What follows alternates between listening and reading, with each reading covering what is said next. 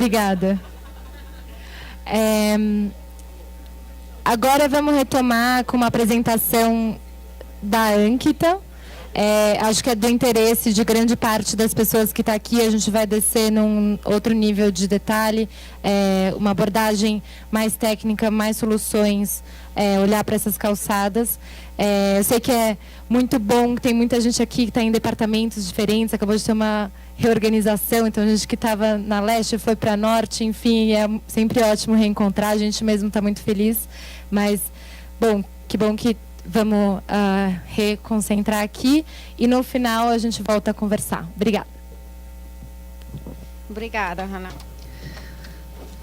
Hoje eu entendo português, mas hoje eu apresentar em inglês, por favor, fone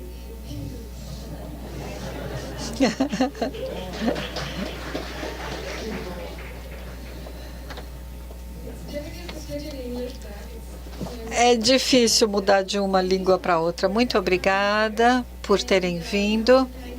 Eu gostaria de agradecer a todos que estão aqui, é claro, a Marta, Sky, que fizeram as apresentações anteriores, facilitaram bastante as questões que eu vou tratar aqui. Como vocês podem ver, nós vamos falar sobre o desenho para os pedestres. Antes de começar, eu gostaria de pedir a todos que fechem os olhos por 2 minutos.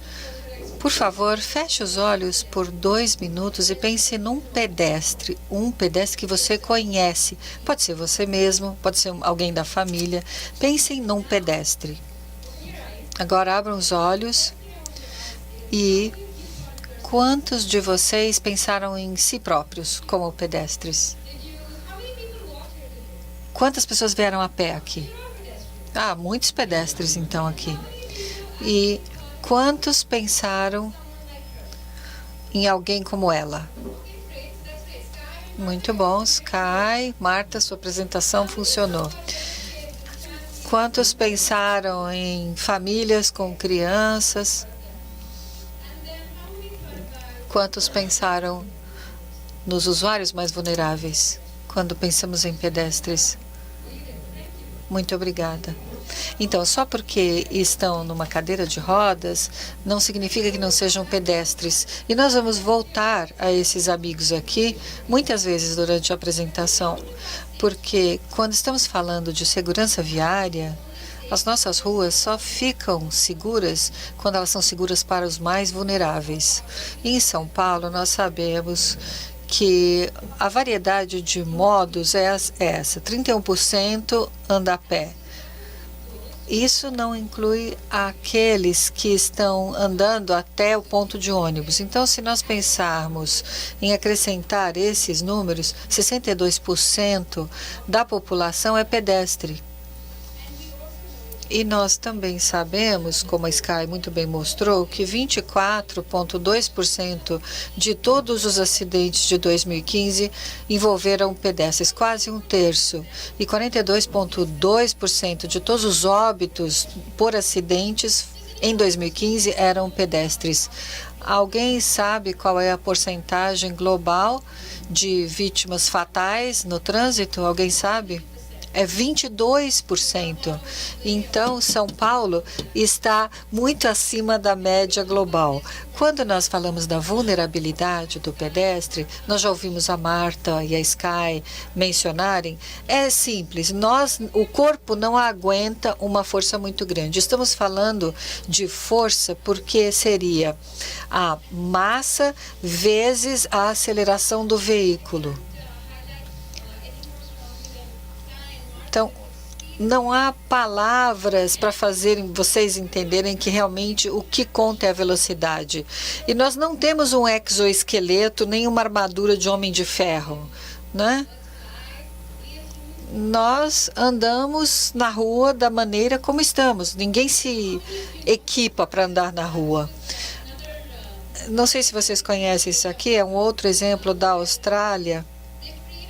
Eles criaram um ser humano que sobreviveria a um impacto de 30 km por hora. Ele teria que ter essa aparência. Eu gostaria que vocês fossem nesse website, meetgraham.com, porque aí vocês verão quantas camadas de crânio ele tem, como a pele seria diferente para aguentar o impacto, os joelhos, os tornozelos, tudo modificado para aguentar um impacto de 30 km por hora. Mas ninguém quer ficar assim, né? Então, o que eu estou tentando dizer com relação à velocidade é o seguinte: por que é importante quando falamos do pedestre? Uma coisa seria o impacto que o corpo humano aguenta e também a velocidade de outros usuários. E o risco e o aumento de mortes. O risco aumenta porque quando alguém está dirigindo e rápido, o que você vê fica diminuído e a distância de parada também é muito menor. Diminui à medida em que a velocidade aumenta. Então, a resposta é simples. Os pedestres não estarão seguros com velocidades não seguras ou se não tivermos uma infraestrutura que os atenda. Então, vamos falar dessa infraestrutura e depois voltaremos à velocidade. Nós falamos dos pedestres. Cada um pensou em um pedestre e eles vêm em diferentes alturas, idades e composição corpórea. Hoje, quando nós falamos de pessoas que têm necessidades diferentes ou cadeirantes, nós vamos pensar nesse pedestre, no cadeirante. Nós precisamos projetar para esse pedestre, porque se ele estiver a salvo, todos os outros estarão. Para todos aqueles que se interessam por números e dimensões, vocês podem pegar agora a caneta e anotar essa dimensão aqui, 1,8 metros. A gente vai voltar a isso daqui a pouco. Então, como pedestres, o que nós precisamos? Nós precisamos de um passeio desobstruído e contínuo, espaços bem iluminados, confortáveis. E a verdade é que, como designers, quando nós pensamos no projeto das calçadas, como a Sky mencionou, geralmente nós fazemos um plano e fazemos uma sessão, né? Numa sessão. Mas como humanos, quando a gente está andando, a gente não fica olhando para o chão e nem olhamos em que espaço estamos. A gente simplesmente experimenta o espaço como um todo, de todos os lados. E em nível dos olhos, nós podemos, com a visão periférica, mesmo olhando para frente, nós vemos um pouquinho para cima, um pouquinho para baixo. E o que nós vemos, na verdade, no chão, começa a formatar a nossa experiência. Então, vamos pensar dessa forma. Se nós tivermos uma rua que está aí passando na frente de um edifício, então temos a fachada, nós temos todos, janelas, temos transparências, nós temos vasos e há produtos. Então, isso seria parte da sua experiência como pedestre. É claro que o mais importante é um passeio livre quando você está andando. Pode ser que haja postes de lâmpadas ou floreiras. Da mesma forma, do outro lado, você tem árvores, às vezes carros estacionados, às vezes algum quiosque ou talvez uma ciclovia. Então, você vê também esse lado e você vê também o que está para cima. Portanto, tudo isso forma a sua experiência como pedestre. Tudo é parte. A Sky mencionou, mas eu quero voltar a isso. Quando nós estamos pensando em desenhar para o pedestre, não podemos nos restringir a que somente uma agência seja responsável. Todos devem ter uma responsabilidade compartilhada, que seja o dono do estabelecimento, que você seja uma agência de construção, departamento de transporte, de patrimônios. Todas essas agências são responsáveis pelo que o pedestre experimenta. E essa experiência não está limitada somente a essas grandes calçadas, por exemplo, a Avenida Paulista. Eu adoro a Paulista, principalmente aos domingos. É tão legal ficar caminhando, aí você ouve o pessoal tocando, crianças brincando, correndo. Tem uma energia fantástica. Mas isso também pode acontecer em pequena escala. Olha só, essa ruazinha que está conectando dois bairros, ou espaços compartilhados que muitas vezes se tornam destinos. E esses pequenos parques, os parklets, aqui estamos falando de conforto, nem todo mundo consegue caminhar a mesma distância. Uma criança de 5 anos fica cansada depois de 10 minutos. Quantos tem criança pequena? Se você caminhar com eles te arrastam, né? Porque eles andam muito lentamente. Então, nós temos que fazer um desenho que os leve em conta também. E quando pensamos no primeiro passo de um pedestre para ter uma rede conectada, nós precisamos pensar na grande escala que estamos imaginando. Então, o pedestre precisa de algo contínuo, uma rede contínua que seja conectada. Isso quer dizer que se eu tiver um quarteirão, uma rua que tem uma calçada maravilhosa, mas aí eu viro à direita e a rua é outra coisa, sem calçada, a rede está rompida, né? Não foi conectada. Se houver obstruções na rua ou na calçada e eu tiver que pisar na rua, então isso não está completo. Se houver esse guardrail aqui e eu não puder atravessar, eu vou ter que andar mais 50 quarteirões em volta para ir do outro lado. Essa rede não está conectada. Eu quero ir reto simplesmente. Então, deve haver acesso e ser confortável, porque a maior parte dos usuários é criança ou é vulnerável e eles têm que ter um acesso fácil aos espaços, lugares onde a gente possa parar e conversar e não se sentir inseguro. Portanto, o nível de conforto na acessibilidade é um elemento muitíssimo importante. Estamos falando de segurança e de conforto. Isso é muito importante. E essa rede tem que ser relevante. Não podemos desenhar uma ruela e uma calçadinha num bairro comercial. Isso não funciona, não é? Nós sabemos isso do exemplo de Nova York que a Sky mostrou.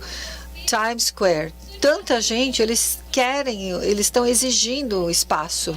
E nós precisamos oferecer aos pedestres o que eles querem. Então, talvez se torne somente um calçadão ou uma plaza. E hoje, ao pensar nessas redes, nós conseguimos levar a segurança, o conforto, a conexão através desses elementos que eu vou mencionar hoje.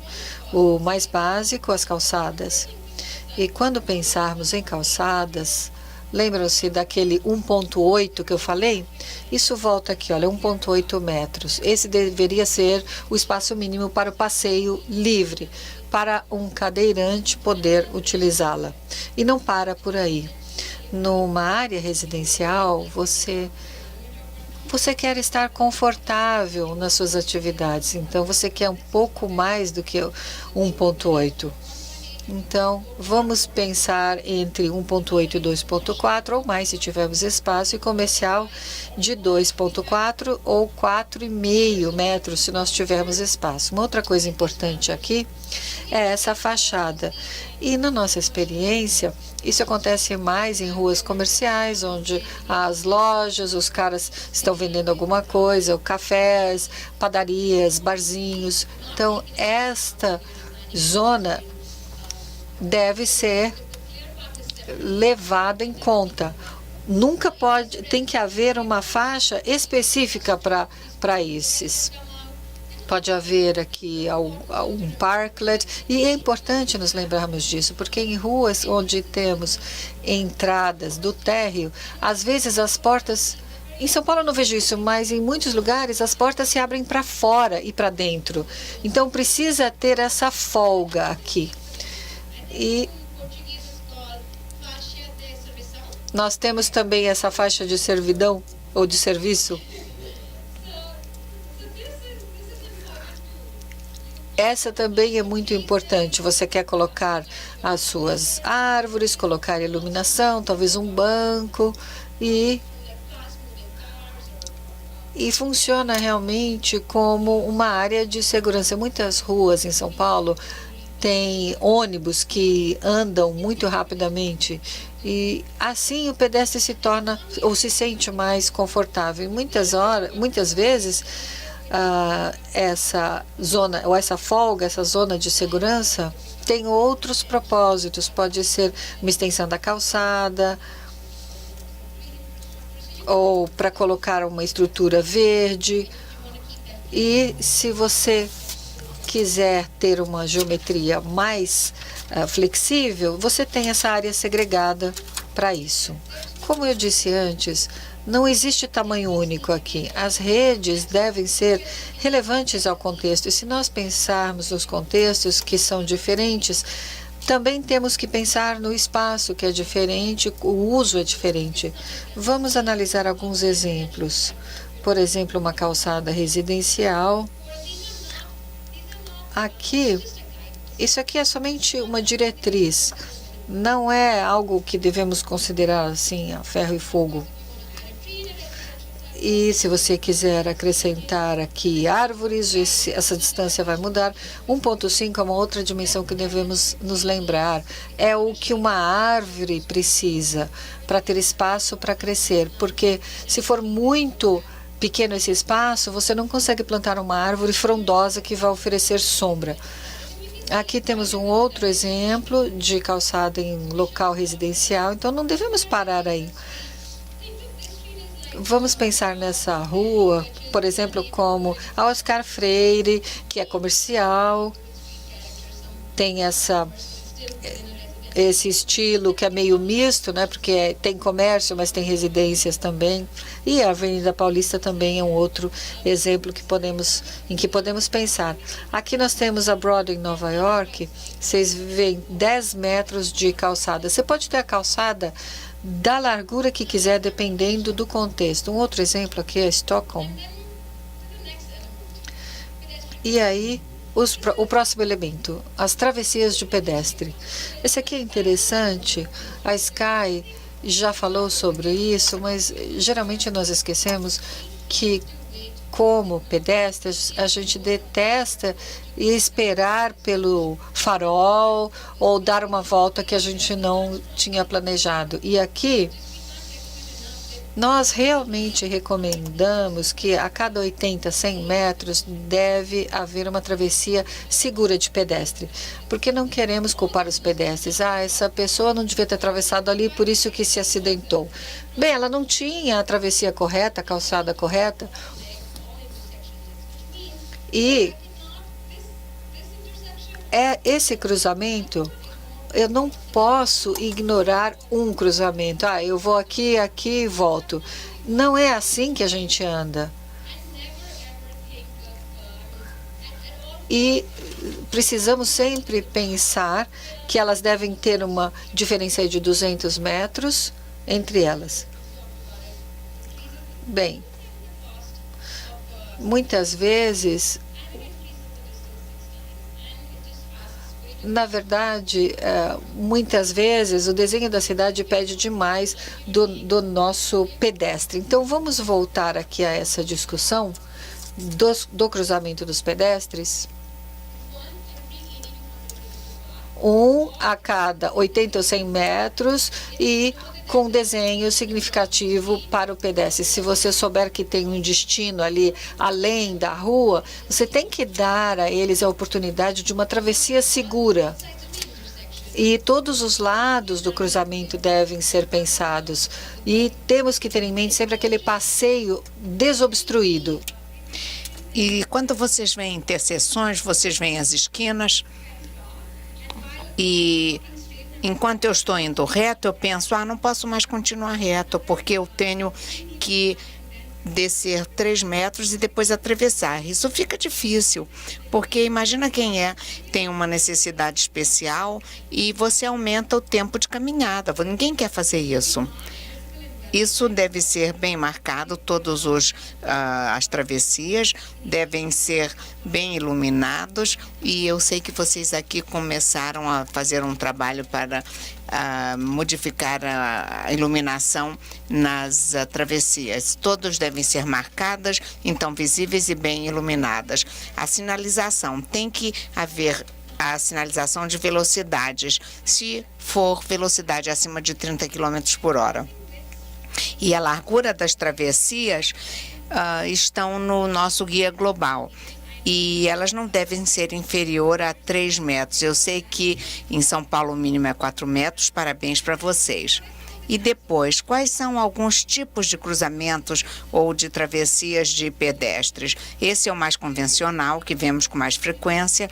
Aqui vocês veem que podem ser de alto a baixo, os volumes, eles são sinalizados sempre sim, e os veículos param antes dos pedestres começarem a atravessar. E em todos os cenários podemos usar esse tipo de travessia. Depois temos o em diagonal. Eu acho que essa é a nossa foto preferida, a Sky também mostrou. E vocês têm aqui volumes elevados de pedestres e devem ser sinalizados. E em quase todos há uma fase para pedestres, na qual os pedestres atravessam a rua. Vocês não usariam na metade do bloco, e a velocidade veicular é qualquer um, e devem ser os volumes de meio a alto. Aqui são as travessias elevadas. Os volumes também de médio a alto, sinalizadas não, elas podem ser em interseções ou na metade da quadra. Eu sei que no Brasil vocês já tinham a lei de que referente à travessia no meio da quadra. Mas aqui tem que ter um mecanismo especial, porque o quadro tem que reduzir a velocidade, depois aumentar e depois reduzir. Pode ser utilizada para velocidades abaixo de 30 km/h. E nos cruzamentos de tráfego moderado, e são de baixo a médio volume, podem ser sinalizados ou não. E aqui temos volumes de pedestres de baixo a médio, como já dissemos, e a velocidade veicular acima de 30 km/h. Esse outro é o pinch point, ou quando a travessia é cedida, ou seja, o veículo para o pedestre cruzar. Aqui este outro não é ideal, eu diria, mas é a travessia desalinhada. Quando ela é instalada, tem que obedecer o princípio básico de que quando se está andando para a travessia, tem que ser feita diante do tráfego que está por vir, e o pedestre tem que ver quando é seguro ou não. E ao falar de travessias desalinhadas, temos que falar também das ilhas de refúgio. E, na verdade, um ponto importante é ver como fazemos o pedestre parar e os veículos também. Esses refúgios permitem que o pedestre cruze em 2 estágios, facilitando e fazendo com que a travessia seja mais segura. Eles podem atravessar até ali e depois descansar e continuar a outra metade. Em geral, podem haver 3 ou mais faixas, ou em ruas mais estreitas, onde os volumes veiculares são mais elevados e que seriam de difícil travessia se fosse uma faixa só. Quando vemos as ilhas de refúgio para pedestres, elas são em 3 tipos. Primeiro, a própria ilha. Segundo, se existe um canteiro central. Aqui volta a questão do 1,8 metros mínimo e de largura. E essa largura, então, permite que a pessoa pare ali e aguarde. Aqui esse corte tem que ser igual à largura do cruzamento, da travessia. Não queremos uma travessia muito mais larga e a ilha muito estreita, porque os pedestres têm que guardar ali e queremos um passeio claro. E o que falamos do passeio anteriormente também se aplica aqui às ilhas de refúgio e às travessias. E aqui, por exemplo, se forem muito largos, 3 metros, por exemplo, teremos que ter algum nível de pilaretes ou alguma fiscalização para que os carros não estacionem ali. Idealmente, recomendaríamos que sejam de 10 a 12 metros de extensão, de comprimento, para que abriguem bastante pedestres. Aqui, outra coisa importante são os narizes aqui dos canteiros. Temos que ver que eles sejam bem seguros para os pedestres. Caso haja um veículo aí que faça a conversão em velocidade muito elevada. E com isto, este nariz do canteiro protege o pedestre e faça com que se torne mais acessível para os pedestres esse nariz aqui com vegetação. Depois, o refúgio no meio. Ele tem um mínimo de largura de 1,8 metros e a largura preferida é de 2,4 metros. Podemos dividir o canteiro em 2 e fazer o refúgio ou a travessia no meio. E falando de velocidades e velocidades de caminhada, devemos aqui considerar o seguinte: falamos de diferentes pedestres, diferentes velocidades, diferentes tamanhos, e aqui está a variação que nós encontramos. Alguém que caminha em velocidade bem lenta, alguém que caminha bem mais rapidamente, 15 km a hora no máximo. E o que aqui analisamos é se a velocidade de caminhada vai de 0,3 metros até 1,75. E ao projetar para esta velocidade, temos que considerar a mais baixa, porque temos que ter em mente o pedestre mais vulnerável e mais exposto. Então, consideramos essa faixa de 0,3 a 1,75 m e fazer com que as nossas travessias obedeçam esta medida. Os pedestres, os sinais para pedestres, os semáforos. Eu ando com uma velocidade, você pode ter outra, e nós duas queremos atravessar a rua. Pode haver uma pessoa com muletas ou uma pessoa idosa e o ritmo deles não seria tão rápido quanto o meu. Ou alguém que é um corredor atlético, maratonista. Então, temos que levar em conta o tempo de clearance, que é geralmente 1 minuto por segundo, 1 metro por segundo. E temos que ver tempos de semáforo que levem em consideração meio metro por segundo de velocidade. E com isso, asseguramos que mesmo as pessoas mais lentas possam atravessar a rua ou ao menos chegar até a ilha de refúgio se não conseguirem atravessar a rua inteira. Temos que também levar em consideração outros sinais, outras placas. Tudo trabalha em conjunto, o semáforo de carros, de ônibus e o de pedestres. E vocês devem ter percebido que em muitos lugares há uma temporalização longa para os carros, que nós queremos dar mais tempo para o fluxo de tráfego. E eu já vi sinais aqui em São Paulo, semáforos que levam 1,5 minutos até que o pedestre possa atravessar a rua. Claro que ninguém quer atravessar e na primeira oportunidade o pedestre se lança no meio da rua, no meio do trânsito. E o que nós vemos aqui é o fato de que, se nós trabalharmos com a temporização dos semáforos, podemos atender a todos, às bicicletas, aos pedestres, aos carros. E vamos ver aqui, eu me atrapalhei um pouco, ela diz. Então, quanto de vocês já trabalharam com os LPIs, que são os Leading Pedestrian Intervals? São as faixas de Avançadas. Faixas avançadas. Pensem aqui. Essa faixa aqui vai receber esse sinal.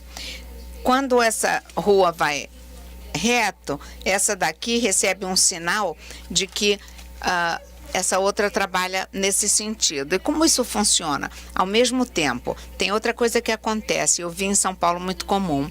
Há uma fase em que estes carros fazem conversão para a esquerda ou para a direita, ou dependendo do fluxo da rua. E nesse momento, você tem que interromper esse movimento aqui.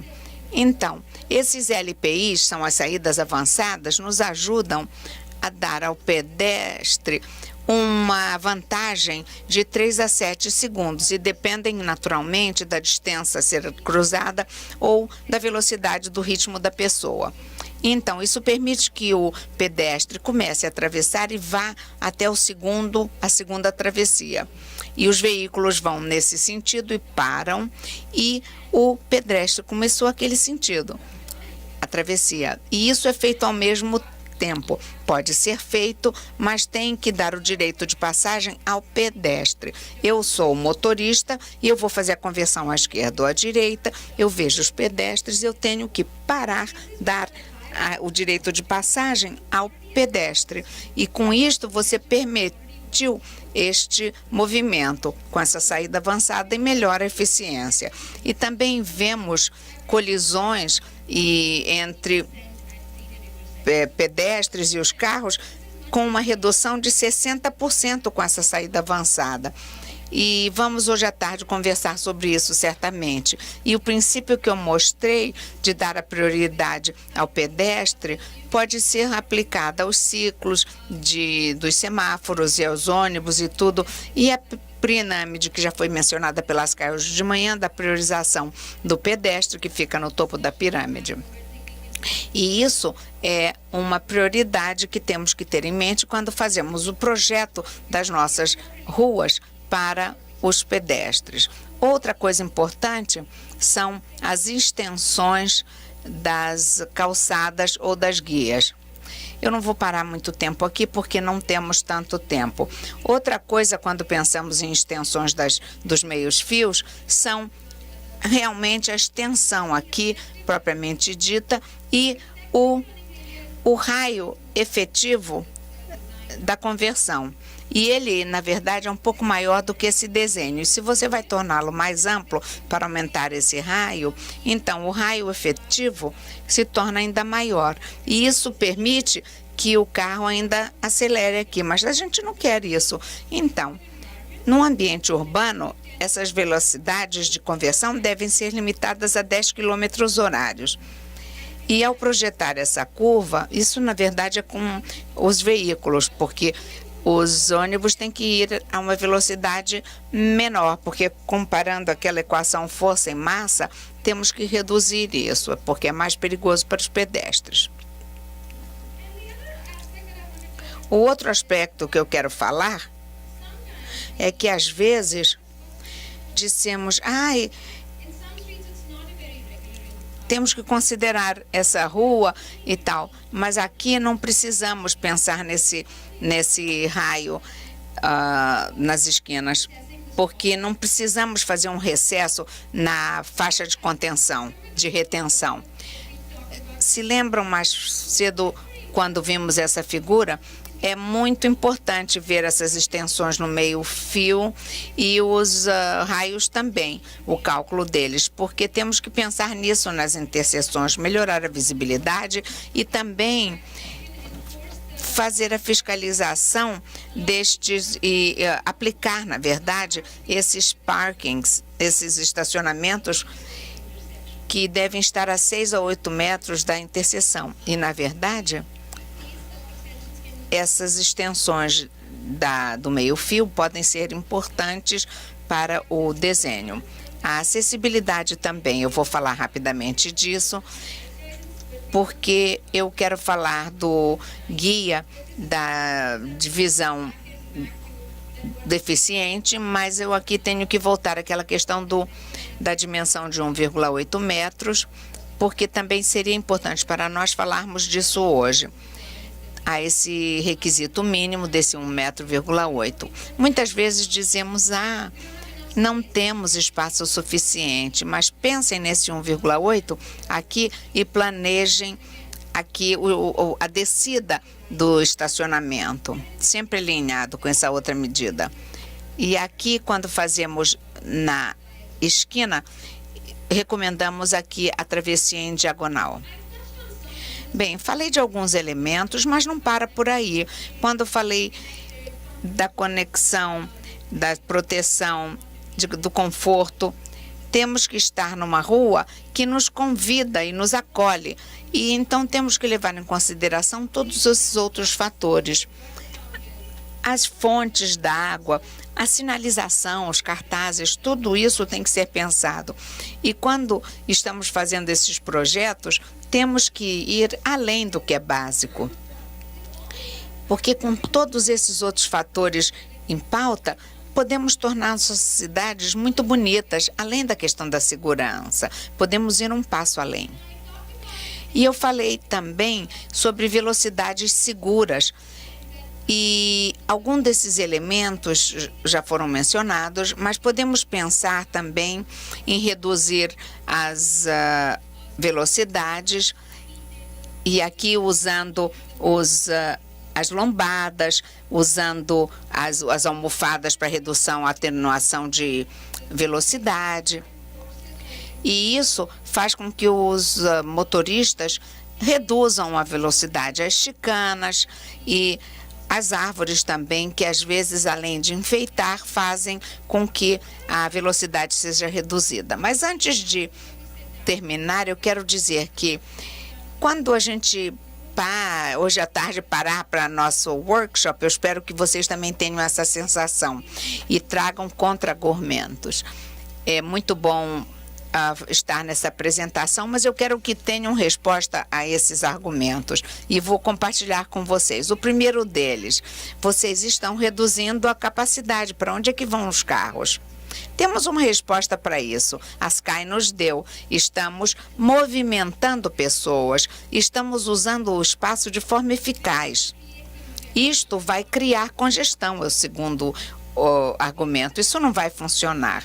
Falamos muito bem de reduzir, sem dúvida, mas induzir a demanda e cada vez adicionar mais carros. Mas o oposto também é verdadeiro, evaporar o tráfego. Então, pensem assim, aqui estão alguns carros e pessoas que querem fazer uma certa viagem. Você, projetista ou urbanista, tem que dizer, eu só vou cuidar de metade deles, não dos 4. Aí eles começam a brigar, você não sabe o que vai acontecer, mas olha o que pode acontecer, ou certamente irá acontecer. Algumas das pessoas não vão fazer essa viagem. Não vão. Alguns serão reencaminhados para outras rutas que vão poupar tempo e não os farão ficar presos no trânsito, e alguns serão redirigidos para bicicletas ou para outros tipos de transporte. E, sem dúvida, com ônibus eles chegariam mais rápido, sem dúvida, então não vou ficar preso no trânsito para ir de carro.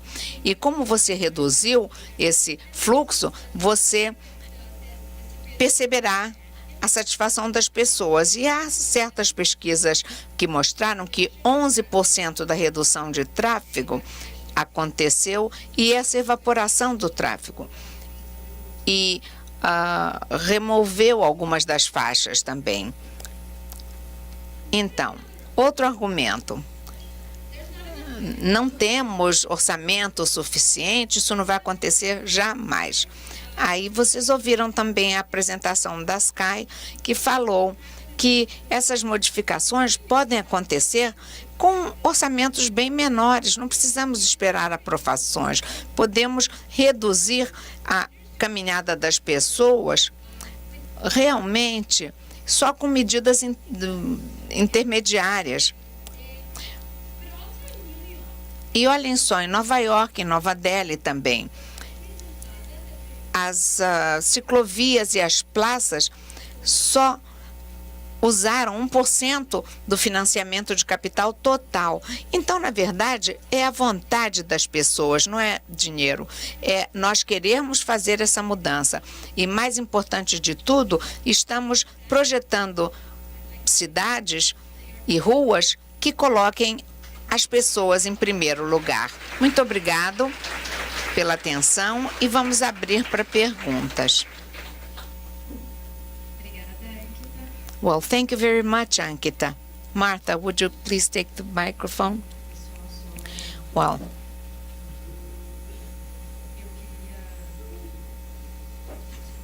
I would just like to apologize because we are running late, but I would... A gente mostra agora. 70? Can you send 70? Não é aí. Tem que abrir a minha apresentação. E aí eu dou um play na apresentação. Só que, na verdade, tem que copiar. So last year, 249.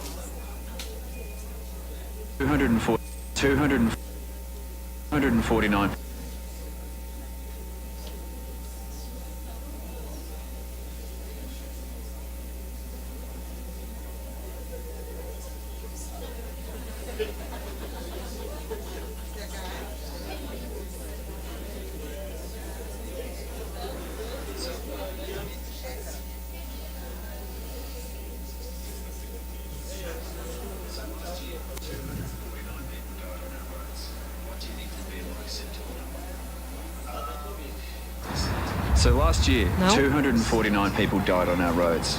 What do you think would be a more acceptable number? Acceptable? 70 maybe? Probably 70. Can you send 70?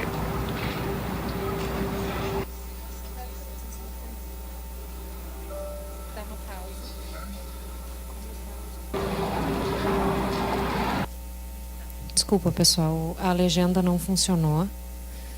Eu acho que deixa rolar e faz a tradução depois, ou dá uma pausa para a tradução. Ou vamos passar para a próxima. 0. Se vocês aceitarem, eu posso fazer engenharisticamente a minha tradução. Ele começa o vídeo perguntando qual seria o número aceitável de mortes no trânsito. Porque 729 pessoas morreram no ano passado na cidade onde eles estão. Aí ele pensa, aceitável, 70 talvez. So 70. last year, 249 people died on our roads. What do you E aí think o would be a more entrevistador fala, acceptable number? isso são 70 pessoas. Acceptable? 70 E maybe? é a família dele. Probably 70. Can you send 70? Actually, this is what 70 people looks like. E aí ele repete a pergunta, então qual seria o número aceitável? E é 0. Porque quando... So now, what do you think would be a more acceptable number? E essa é a mensagem, quer dizer, todo mundo faz falta para alguém. 0. E os números são pessoas. Zero. São um avô, um pai, um tio, um sobrinho, um irmão. Todo mundo faz falta para alguém. Então, por isso que o número aceitável é 0. Obrigada, Marta. Eu acho que vocês receberam, e quem não recebeu, levanta a mão, que a Vivi está distribuindo uma ficha de avaliação. É sempre bom, importante para a gente ouvir um feedback de vocês. E agora eu queria abrir 20 minutos para perguntas, para um debate. A Ankita está aqui, a Sky deve estar em algum lugar, a gente já traz ela aqui para frente, a Marta também. Tem microfones com o fundo laranja que vão rolar. Então, a Amelie... Som. O azul fica com a gente e a Amelie quer começar a falar aqui.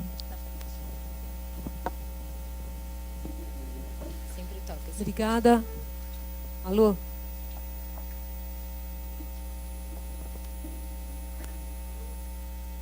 Alô? Tá funcionando? Som. Oi, agora sim. Eu sou Meli, do Pé de Igualdade, da Comissão Técnica de Mobilidade a Pé e Acessibilidade da NTP. A minha colocação é em relação ao aspecto que fica difícil para o pessoal de Nova York entender, que é em relação à programação semafórica, tá?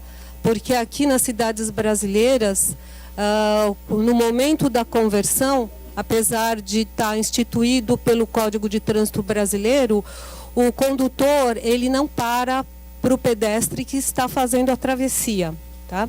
Então, os tempos de travessia de pedestres, eles implicam em bloquear todas as aproximações. Não pode ter tráfego, porque aí é o momento do pedestre atravessar.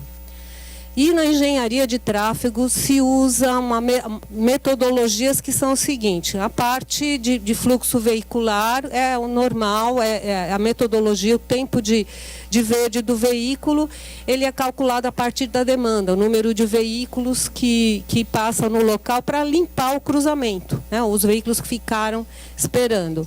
Quando se trata da parte de pedestre, não é a quantidade para limpar as áreas de espera dos pedestres que ficam aguardando para fazer a travessia. A metodologia utilizada é a velocidade da passada, que acho que a CT deve usar mais ou menos 1,1, 1,2 metros por segundo, e a distância a ser atravessada, independente de quantas pessoas estejam esperando, sem considerar que esse fluxo ele acontece em dois sentidos. Então, esse tempo às vezes não é necessário.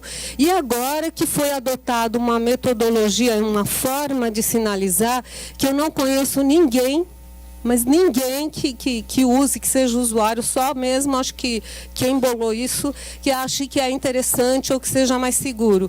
Que o semáforo pisca aí no máximo, o semáforo fica verde 5 segundos e fica piscando vermelho, que é o tempo para o pedestre concluir a travessia, tá? Então, assim, a justificativa é que, teoricamente, isso é mais seguro, porque quem vai começar a travessia não começa mais. Isso me parece que tirou do pedestre a oportunidade dele complementar a travessia, ou então é uma forma de você esconder esse pouco tempo que é dado para a travessia do pedestre.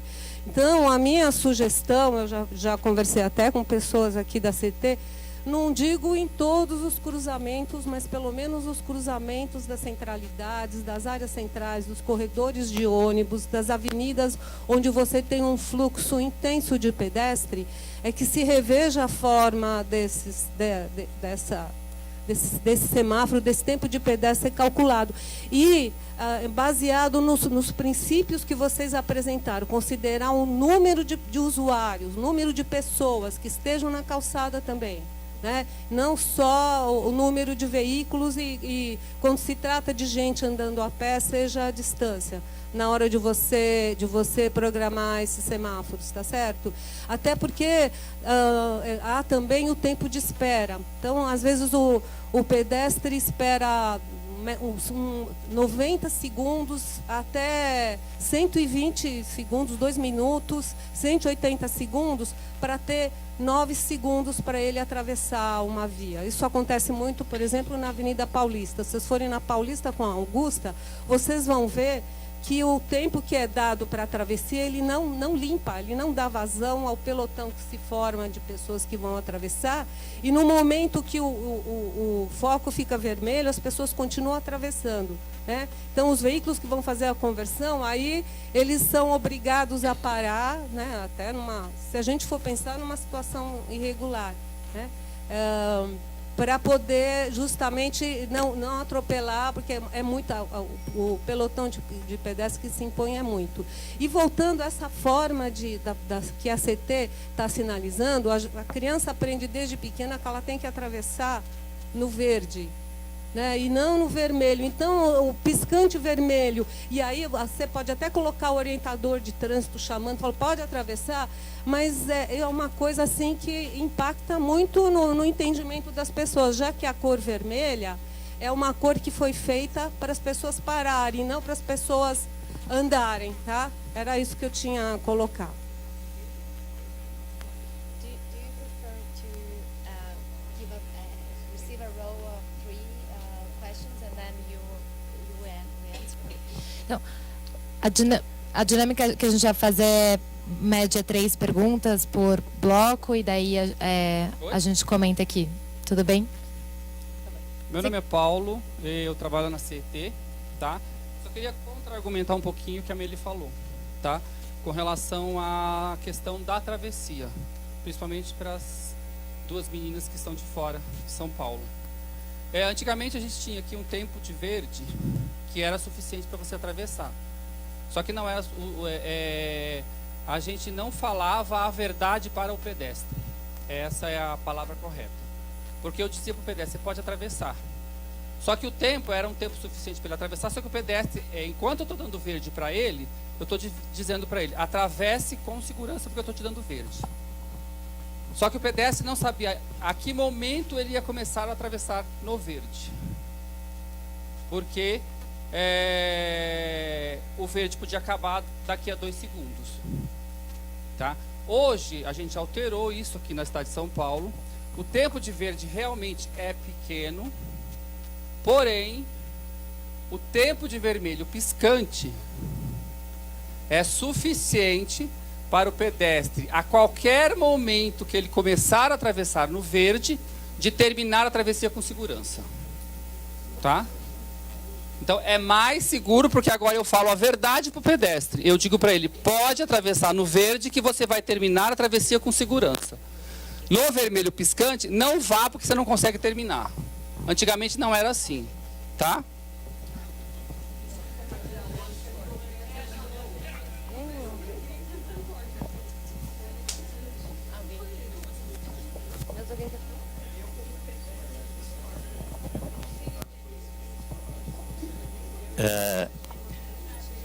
Como foi falado da ilha de proteção para o pedestre, né?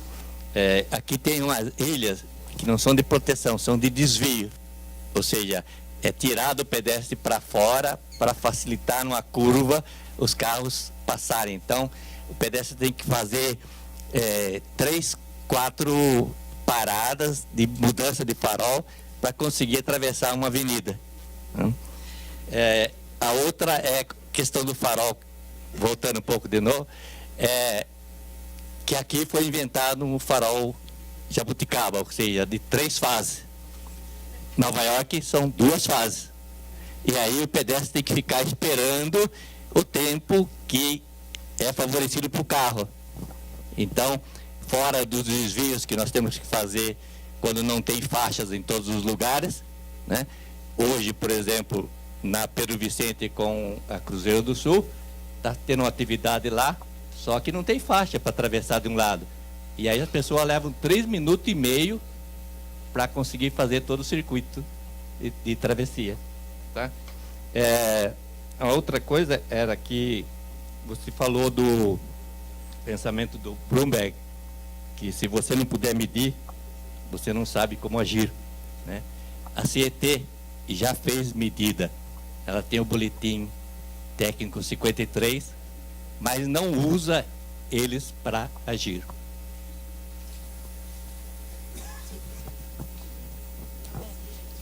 Yes.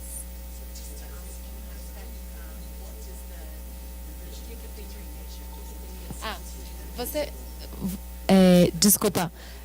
Você poderia, por gentileza, se apresentar, dizer de onde você é e também nos informar o que tem no boletim número 53 da CET?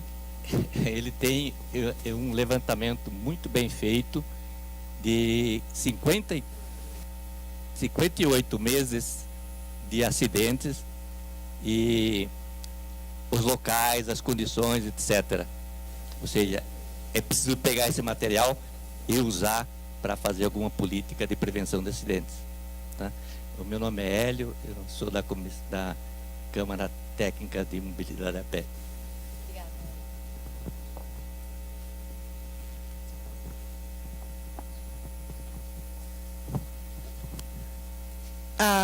I'll start with the first two.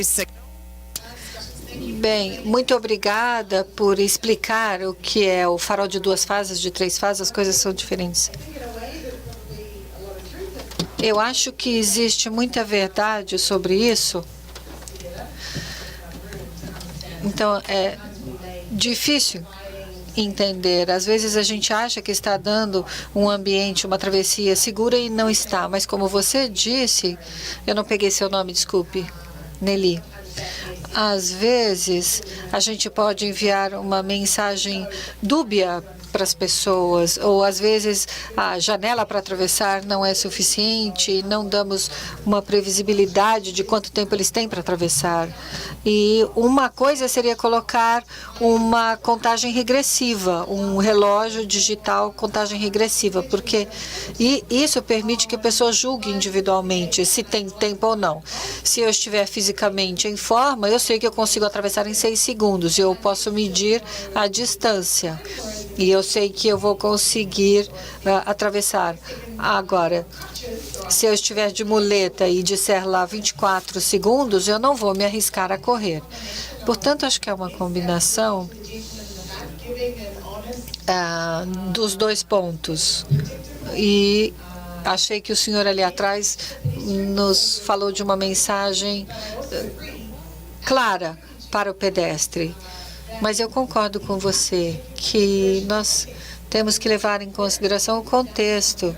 Se estivermos no centro e há centenas de pessoas saindo dos lugares, nós temos que informar o tempo de luz verde que eles terão. Mas também sinalizar o ciclo. Quando que a mudança vai acontecer? Porque às vezes você tem um tempo de travessia menor. Então, tudo bem esperar mais 40 segundos para ver de novo a luz verde. Se eu tiver só 5 segundos para atravessar, eu não vou me arriscar. Então, eu acho maravilhoso que esses pontos venham à tona e acho que podemos olhar para isso de uma forma contextualizada e dar algum mecanismo que permita aos pedestres medir se eles têm tempo de atravessar ou não. E sobre o que o senhor mencionou, gostaria muito de ver esses dados que vocês têm sobre os acidentes, entender por que esses acidentes estão acontecendo, mas também gostaria de pensar em como mensurar outros detalhes do ambiente construído que poderia nos informar sobre como fazer as mudanças. Geralmente a gente só mede a velocidade, o volume de tráfego, mas não o número de pedestres que usa aquela travessia. Ilegalmente, eu estou até brincando, né? Porque os pedestres devem sempre ter a prioridade, né? E em vez de medir os pedestres na rua ou dentro dos estabelecimentos. Então, gostaria muito de ver o que vocês mediram e ver se nós poderíamos acrescentar alguma coisa para ter uma visão holística melhor.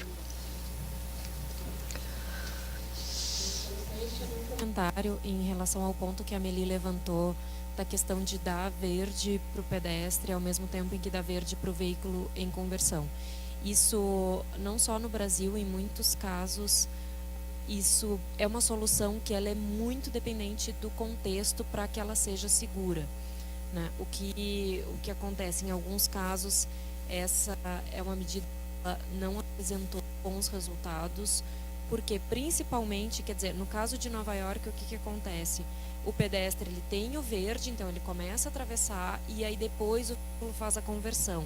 Ela é uma solução bem segura quando se forma um pelotão de pedestres. Então, não, eu só estou comentando outras questões, exato.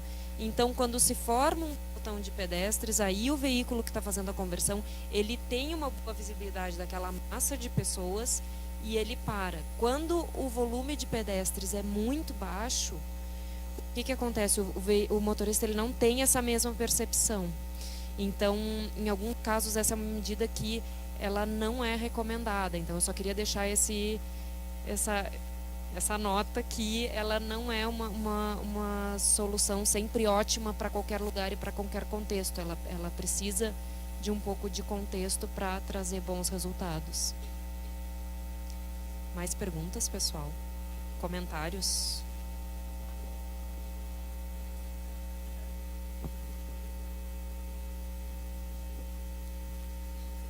Eu só queria fazer uma tréplica.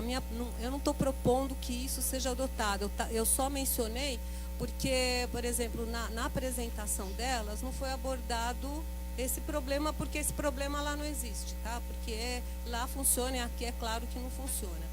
E eu queria só também fazer mais uma observação que eu deixei de fazer, que é uma boa intenção, a gente percebe que é uma boa intenção do secretário, quando ele anuncia uma das medidas do Maio Amarelo, 20% a mais de tempo semafórico. Só que 20% de pouco é pouco, né? Então, semáforo que você tem 9 segundos de verde para o pedestre, ele vai ter 10,8. Semáforo que você tem 10 segundos de verde para o pedestre, ele vai ter 12 segundos. Então, assim, eu não vejo uma grande melhoria quanto à oportunidade do pedestre atravessar. Por isso mesmo é que eu reafirmo a necessidade de se rever a forma de calcular o tempo de verde do pedestre em lugares, não em toda a cidade. Eu vou, de novo, reafirmar a proposta nos lugares de grande concentração do pedestre, tá? Porque as pessoas esperam. O seu Hélio deu um exemplo, né, ali ou pelo menos nos horários de maior quantidade de pessoas. Ele deu o exemplo que a gente chama de farol miojo. Miojo é aquele lamen, macarrão japonês, que o tempo que você espera, dá tempo de você cozinhar um lamen, né, e comer. É o mesmo tempo que você espera para atravessar. Tá? E quanto à temporização, temporizador, eu acho que é uma ótima coisa para o pedestre. E outra coisa também, há um artigo no código que institui que é obrigado o motorista a aguardar o pedestre que termine uma travessia que ele começou. Então, se o pedestre retardatário, ele está já garantido por lei.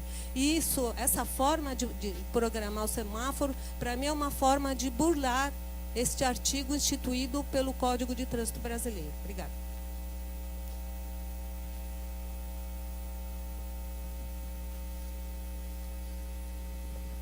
Meu nome é Eduardo, eu sou da Comissão Permanente de Acessibilidade. Eu não vi na proposta alguma solução para a pessoa com deficiência visual. Eu gostaria de saber a opinião de vocês quanto à travessia da pessoa com deficiência visual. Qual é a solução que vocês entendem adequada?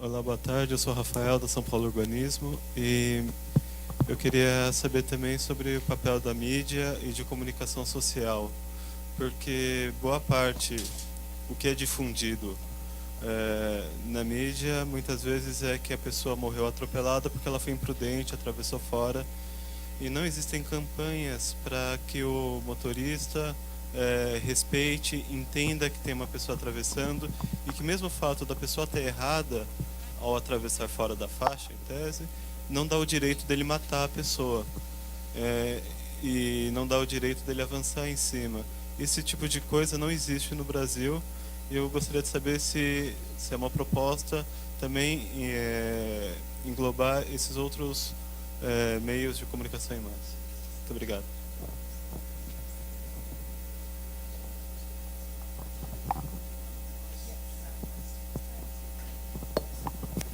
I could answer to the... Eu falo em inglês. I can answer to the visually impaired. I know we didn't touch Bem, eu vou falar sobre os que têm dificuldade visual, mas há algumas recomendações do guia. Uma delas seria aquele piso táctil lá na ponta da rua e o desenho, um desenho que indique, com desenhos que indiquem pare ou ande.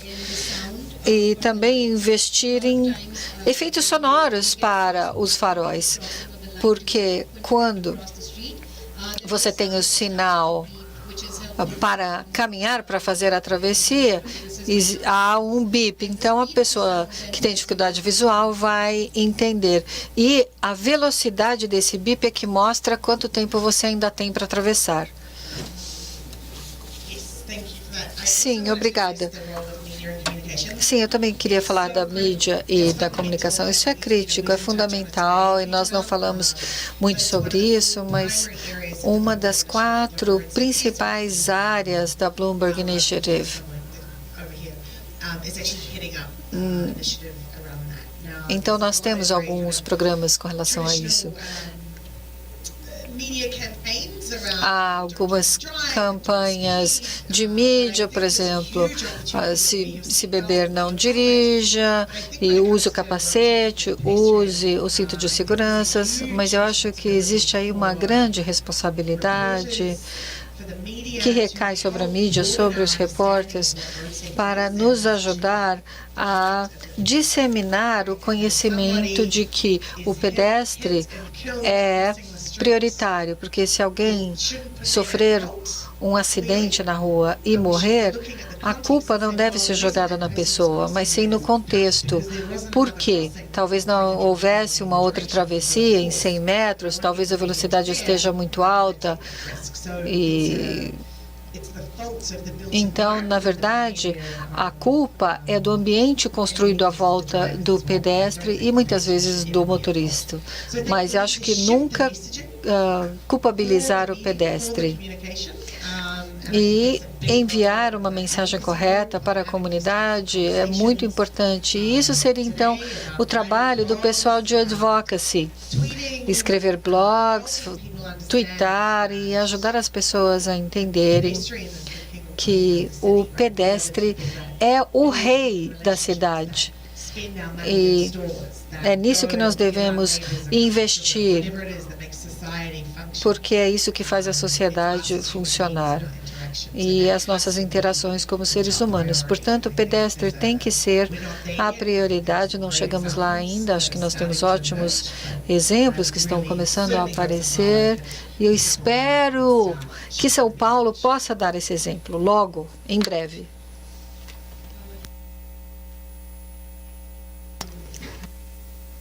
Desculpa, não lembro o teu nome. Rafael. E é exatamente esse ponto que a Sky levantou, quer dizer, o papel da mídia, o papel da imprensa, ele é fundamental e ele muitas vezes reverbera o que a sociedade pensa ou não pensa.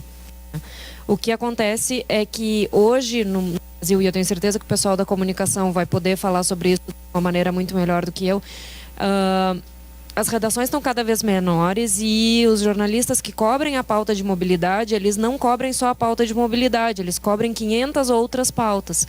Então, é difícil essas pessoas terem um grande conhecimento sobre o assunto que elas estão tratando. E a gente vê normalmente essa questão de desenho viário, da importância do desenho, isso às vezes não é ponto pacífico entre os técnicos. É difícil a gente esperar que seja ponto pacífico entre os jornalistas que não são pessoas da área.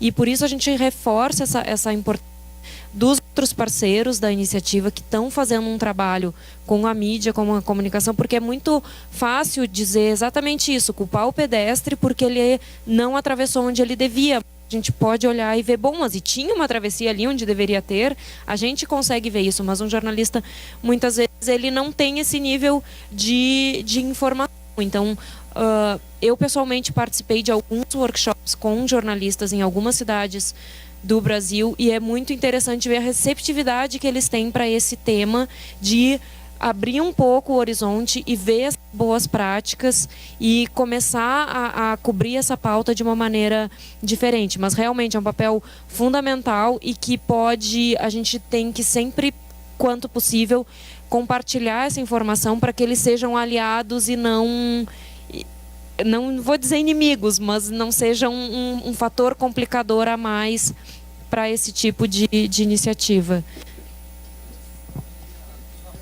Sorry, I'll just add one note to Marta's. If you think of a scenario. Bem, se nós pensarmos num cenário e nós queremos mudar o cenário físico, por exemplo, da rua, um estacionamento é retirado, uma ciclovia é acrescentada ou a calçada fica mais larga. Bom, podemos ter aí várias soluções.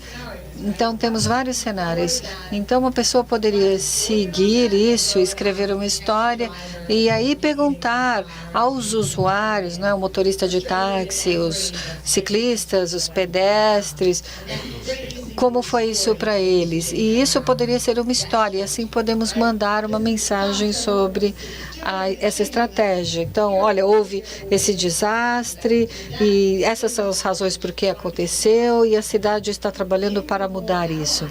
Se nós tivermos mais aliados e trabalharmos com os jornalistas, a mesma história pode dizer uma coisa diferente.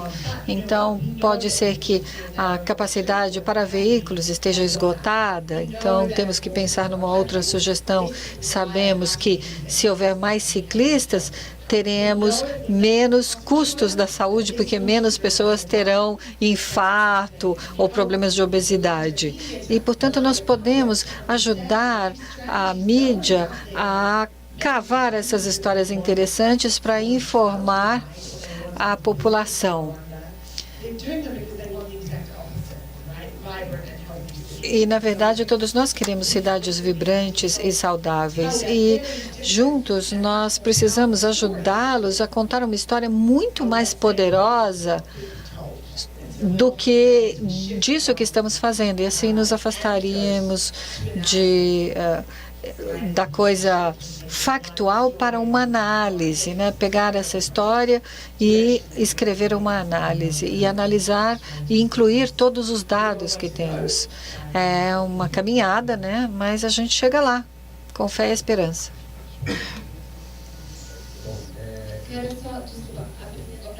Bloco de perguntas que a gente precisa encerrar. Então, o Alexandre levantou a mão. Vou pedir então para vocês serem muito, extremamente breves. 1, 2, a Rose, lá no fundo, 3, o Alexandre, 4. Do lado de cá, 5 lá no fundo. Perfeito. Na verdade, eu ia fazer só um reforço das questões de mídia. Ficou muito interessante na apresentação da Ankita que ela mostrou desenho de uma maneira até que os leigos entendem. E ela lembrou que as pessoas elas tendem a entender a perspectiva, não planta e elevação. Só que ela mostrou isso de uma maneira bem simplificada, extremamente didática. Então, outra coisa que vai além da mídia também, a gente tem que reforçar a questão da educação a partir das nossas crianças. Elas conseguem enxergar isso que ela mostrou, do mesmo jeito que nós técnicos mostramos. Aí amanhã ela vai ser um adulto que quando ela vai ver esse material, ela vai conseguir entender e vai entender quando está melhor para ela, funcionalmente para ela ser um pedestre que vai estar confortável. E vai saber brigar por isso também. Tá? Então é só esse reforço. Agora pode passar para as outras perguntas. E a questão da bicicleta, meu médico falou assim, começa a andar um pouquinho mais de bicicleta, senão você vai ter que começar a comer comida de hospital.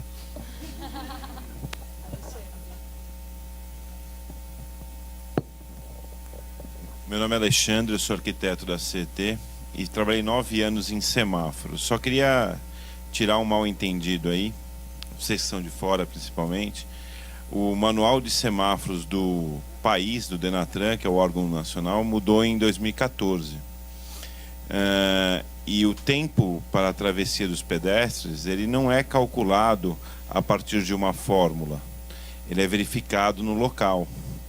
Então, a recomendação é que você vá no local e verifique como as pessoas se comportam no local. E aí você destina os tempos a partir do comportamento das pessoas no local. Essa é a regra. Infelizmente, as pessoas não leem o manual e fazem como, ou acham que se faz de um outro jeito. Essa fórmula, eu acredito que seja mais lógica, porque você tem situações, acho que ela mostrou que tem pedestres que até 0,1 metros por segundo, tem situações, às vezes, em frente a um instituto de idosos, você tem uma situação em frente, como o Eduardo colocou, com pessoas de mobilidade reduzida, você tem situações diferentes. Ou você tem em frente uma faculdade com pessoal de 18 anos que anda voando, né? Então, assim, é feito um levantamento no local e a lei que regulamenta isso diz para fazer isso. Só para vocês não saírem com uma visão errada do país, tá bom? Obrigado.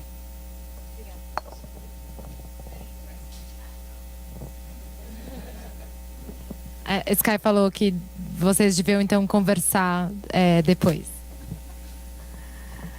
Meu nome é Lícia, eu sou arquiteta da Companhia do Metrô, mas eu queria falar sobre a campanha que foi anunciado que vai ser retomada, uma campanha em favor do pedestre, como era retomado um projeto descontinuado.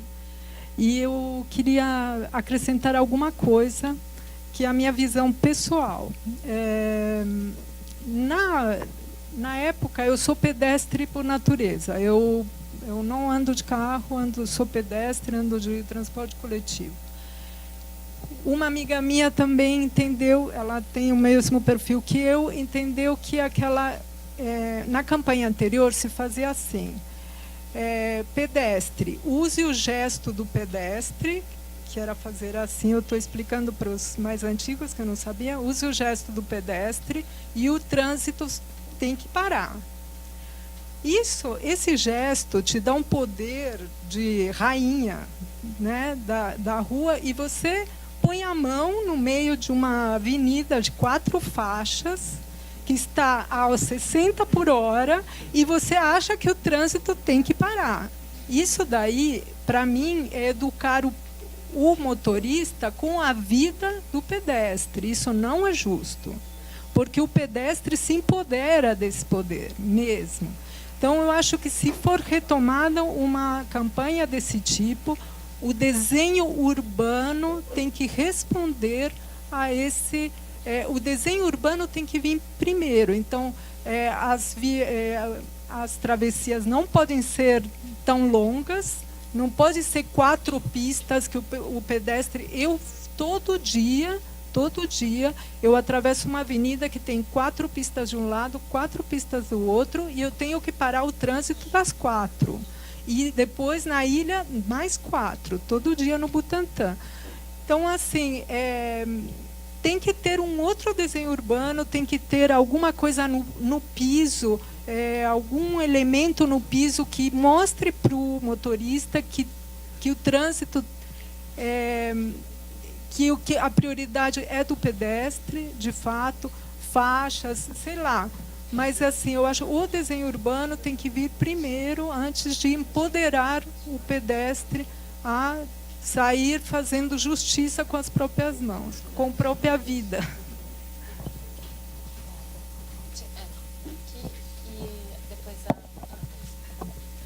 Meu nome é Rose, eu sou da CT São Paulo. Eu queria perguntar para as meninas alguma coisa referente à comunidade. Como que eu vi aquela pesquisa de São Miguel, onde você percebe nitidamente que, quando você explica para as pessoas o que você está fazendo, por que você está fazendo, para que você está fazendo, tem uma resposta melhor. Que tem a ver com uma questão de educação, que eu acho que é um dos pilares mais frágeis aqui da nossa engenharia, onde muitas vezes a gente vê o cidadão, o reclamante, como um inimigo.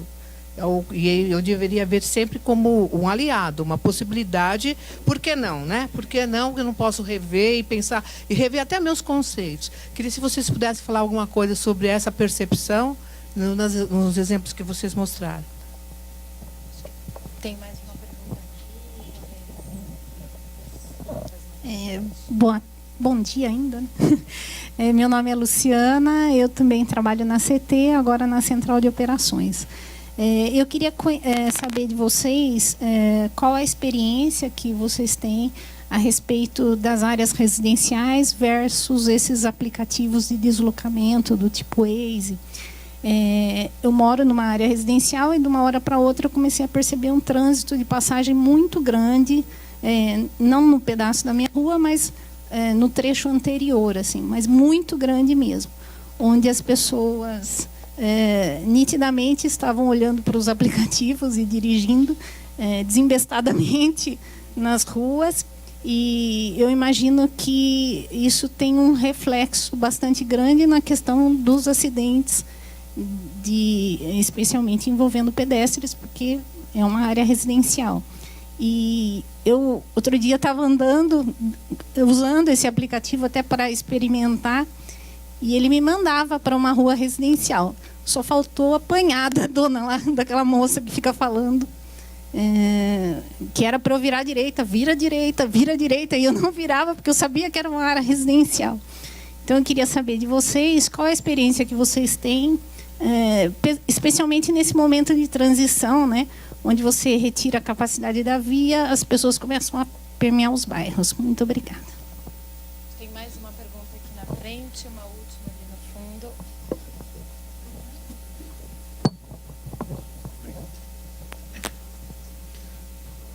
Oi, meu nome eu sou Flávio, eu sou da Ciclocidade.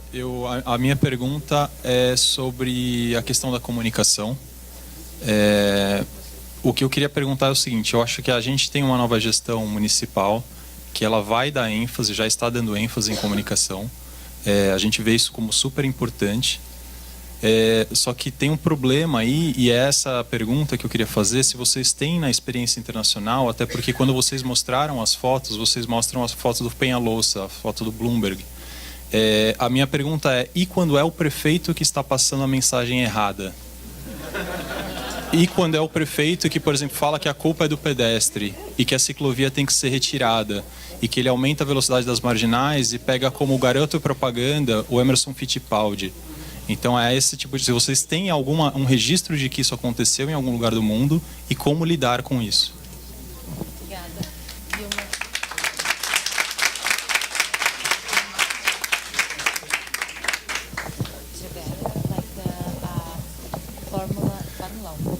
A car race driver is the face of the campaign.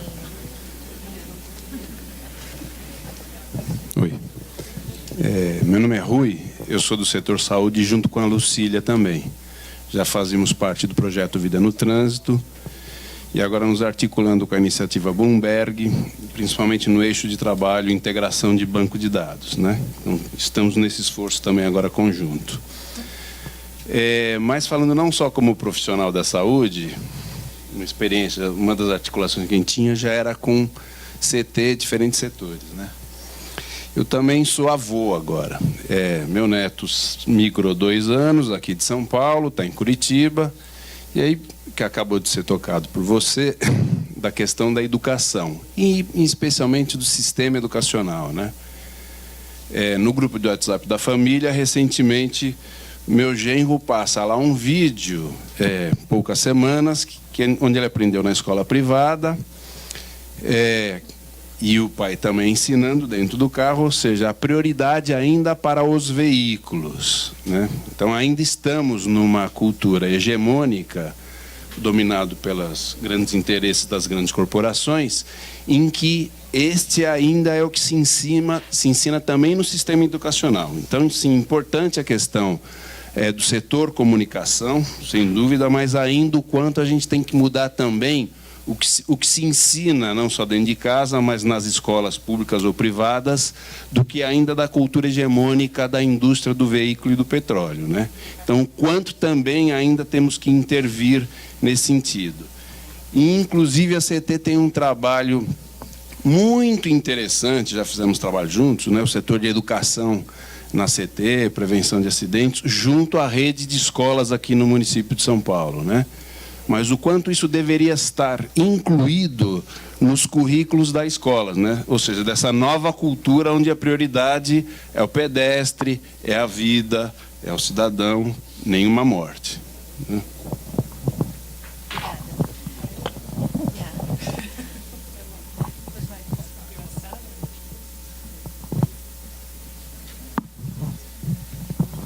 Okay, I'm going to see if I can remember all of those. I think the first round were comments, so thank you for the comments. I think the first question came from the lady about community engagement and talking to citizens in the areas that we're working in. I touched on this when I was presenting. I think there's a trend where city governments, like you say, have seen citizens as not the opposition, but as a threat to the success of their work. But I think we've got many examples of where the opposite is very true, and we understand that it takes time to do that. But I think the more we can understand that falarmos disso. A cidade tem uma especialização e as cidades podem trazer a sua contribuição. Isso pode levar um pouco mais de tempo e no início do projeto devemos embarcar nesse engajamento, nesse sistema de comunicações, mas a longo prazo pode trazer muitíssimos mais benefícios e o projeto flui melhor. E podemos com isso deter a oposição ao longo do processo e todo mundo vai ficar mais satisfeito e tomar e adquirir a propriedade do projeto, mas certamente é algo que já trabalhamos aqui, estamos começando e está dentro do contexto daquilo que estamos muito felizes de poder trabalhar junto com a Municipalidade de São Paulo, a CET, que faz parte desse nosso engajamento. Tem a ver com a gestão das expectativas e poder entender quais são as prioridades comunitárias e ver de que forma isso afeta os nossos projetos. Será que eu respondi a sua pergunta? A senhora ali, muito obrigado, que bom. Obrigada. E depois passamos para... Desculpem, mas o meu cérebro com o jet lag está me atrapalhando. Parece que acabei de sair do avião antes da conferência. Na verdade, é um desafio emergente, a senhora mesmo disse. É uma questão nova que ocorre. Eu acho que a senhora coloca mais pressão ainda, e isso coloca mais pressão no desenho urbano e da forma como fazer das nossas ruas residenciais e nos arquitetos urbanistas também a deflexão, o plantio das árvores e fazer com que isto e todos os nossos recursos de fato reduzam a velocidade, porque no final temos que ver e fazer com que os veículos andem em velocidade bem mais reduzida. Isso pode demorar um pouco tempo, mas, sem dúvida, estamos todos trabalhando e isso vai nos ajudar neste sentido. Alguém me ajuda aqui? Sim, as campanhas e a educação. Sem dúvida, tivemos muita sorte de encontrar no Michael Bloomberg um grande líder em salvar vidas, em saúde pública, em empoderar também os governos municipais e fazer com que os cidadãos entendessem que tínhamos que mudar isso com nossas mãos. Isso é um pouco capcioso, mas não devemos perder as esperanças. Temos que pensar em ver como falar dessas coisas, como comunicar de uma forma mais cuidadosa um pouco a mensagem para que as pessoas entendam. Se falamos em aumentar a eficiência e a capacidade das vias, aumentando as ciclovias e arrumando mais o desenho urbano e deixando de lado um pouco a questão da velocidade, mas falando um pouco mais das fatalidades no trânsito e diminuindo as mortes no trânsito e tudo, fazendo isso de uma forma mais funcional, de certa forma. Mas o ponto importante do que nós estamos aqui defendendo é que as cidades mais bem projetadas preenchem qualquer área. Vitalidade econômica, sustentabilidade, igualdade, mudança climática, se é alguém que é apaixonado por doenças crônicas, atividade física, segurança nas cidades, a gente atende a tudo isso, porque o que vemos nas comunidades é que a sociedade ficou muito mais inteligente e esperta em ver como coletar evidências daqui e dali, São Paulo, Brasil, para poder apontar e mostrar a multidão, a multitude de benefícios que advém de um desenho de cidades seguras. Eu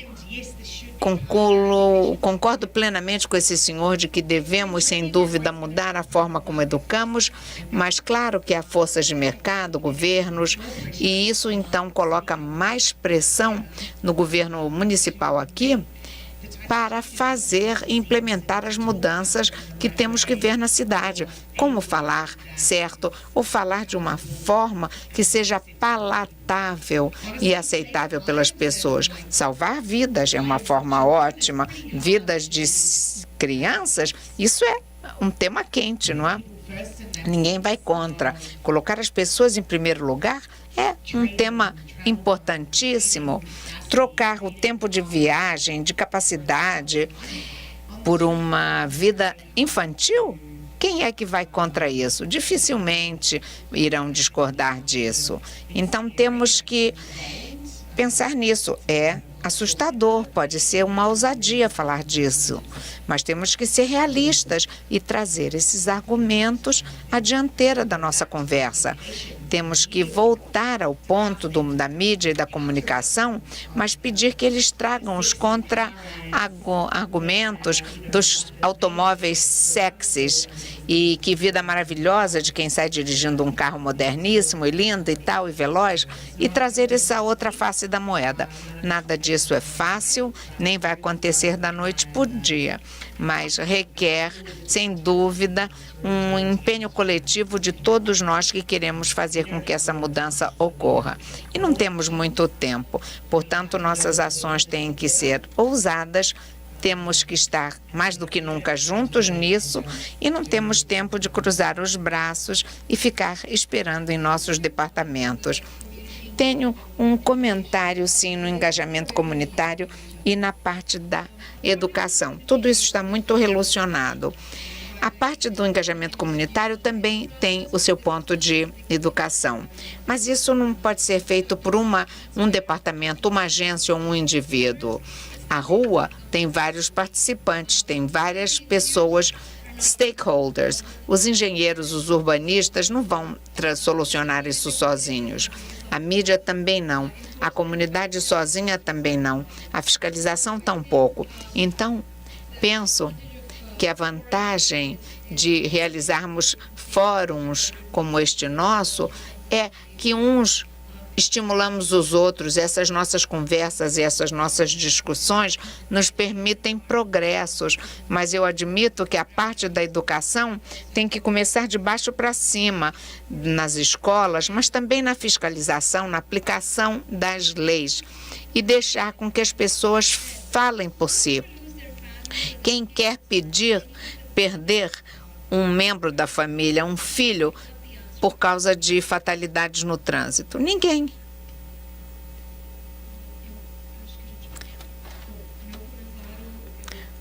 Não posso concordar mais com o que elas falaram. É um problema de múltiplas facetas e que precisa de múltiplas ações. E isso, voltando ao ponto que eu estava comentando, é exatamente a raiz da proposta de ter um sistema seguro. Só os engenheiros não vão solucionar, só o desenho não vai solucionar. Tem essa questão de educação, é extremamente importante, mas a gente precisa reconhecer que ela demora. Ela é um esforço de longo prazo e a gente não tem esse tempo para esperar enquanto tantas vidas estão sendo perdidas. Então, no momento em que a gente começa a avançar nessas diferentes áreas combinadas e um esforço combinado, é que a gente tem os melhores resultados. E eu queria só fazer uma questão pontual ao comentário da nossa amiga da CT, que falou sobre a campanha que aconteceu, na verdade, em várias cidades do Brasil, do pedestre colocar a mão para pedir o direito de atravessar. Quer dizer, isso é uma campanha que tipicamente ela é reflexo de o que eu estava comentando antes, de um pensamento tradicional de segurança viária. É deixar para o conflito ser resolvido entre o pedestre e o motorista. Essa moça deve ser ótima de negociação, porque se ela faz isso todo dia, cruzando 4 faixas de tráfego, essa mulher deve ser impossível. Então, quer dizer, ela sorri, ela agradece, ela faz tudo, porque assim, é injusto colocar um conflito desse para ser resolvido entre um pedestre que é extremamente vulnerável e o motorista. O que a boa prática diz? Isso, inclusive, a Ankita colocou na apresentação dela. Se a gente tem mais do que uma faixa de tráfego ou mais do que 30 km por hora para ser atravessado, essa interseção ela tem que ser semaforizada. Essa travessia ela tem que ser semaforizada. Nenhuma travessia de 4 faixas de tráfego deveria funcionar só na base da negociação e vamos tentar resolver, né? Quer dizer, é complicado, mas é a medida que consegue proteger a vida do pedestre. Ou a gente está abrindo espaço para esse tipo de negociação não ser bem sucedida e acabar muito mal. Então, quer dizer, é o ponto da visão holística, de ter um sistema seguro, de cuidar para que esses riscos sejam eliminados, para que esse tipo de morte que pode ser evitada efetivamente seja evitada e não aconteça. Obrigada a todos vocês. Eu acho que a Hannah vai fazer um comentário. Bom, não poderia agradecer mais todos os que ficaram aqui, vieram, disponibilizaram tempo com a agenda cheia. Muito obrigada. Em nome de todos os parceiros da iniciativa, em nome da organização também do Maio Amarelo, eu só tenho a agradecer. E quem já respondeu a ficha de avaliação, por favor, devolve na saída para Carla ou para Vivi. E quem continua à tarde, eu aguardo então 15 para as 2 para um café para a gente iniciar as atividades às 2 horas. Tá bom? Muito obrigada a todos e parabéns.